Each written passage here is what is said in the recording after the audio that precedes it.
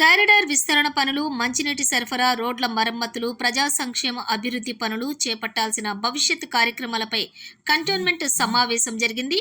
Brigadier cantonment president నుందినేశ్వర్ అధ్యక్షతన cantonment CEO Madhukar Nayak సమక్షంలో cantonment MLA Shri Ganesh nominated సభ్యుడు జె రామకృష్ణ తదితరులు అధికారులు పాల్గొన్నారు. ఈ సమావేశంలో జూబ్లీ బస్టాండ్ నుంచి షామీర్పేట వరకు, ప్యాట్నీ నుంచి మేడ్చల్ వరకు కొనసాగి కారిడార్ గురించి ఏ విధంగా రోడ్డు విస్తరణ పనులు చేపట్టాలి, ఏ విధంగా ప్రజలకు ఇబ్బంది లేకుండా ఉండాలి అని చర్చించారు.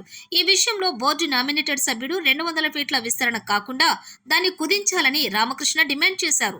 యథావిధిగా కొనసాగించాలని ఎమ్మెల్యే శ్రీ గణేష్ సమావేశంలో అభిప్రాయాలు వ్యక్తం చేశారు.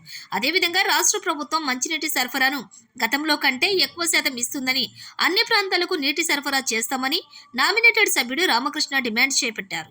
ఈ విధంగా కొనసాగాలని కోర్టుకెళ్లి స్టేజ్ కావడంతోటే ప్రజలకు న్యాయం జరిగిందని అన్నారు.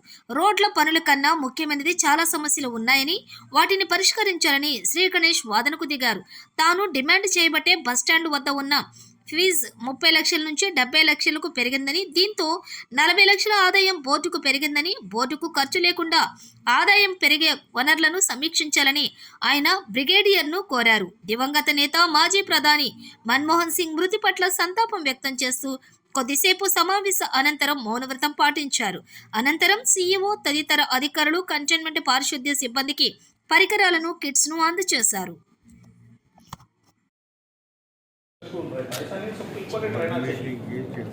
अभी ये लोग क्या, मैं इधर नोटिस कर रहा हूँ, कुछ लोग इधर का स्टाफ है, जिन लोग परमानेंट स्टाफ है, तो इनका ऐसा रखिए, यही ज़्यादा पब्लिश हो रहा, तो इधर आंखों में इशारा चल रहा, मैं नोटिस करा, थोड़ा ऐसा देख लीजिए सर।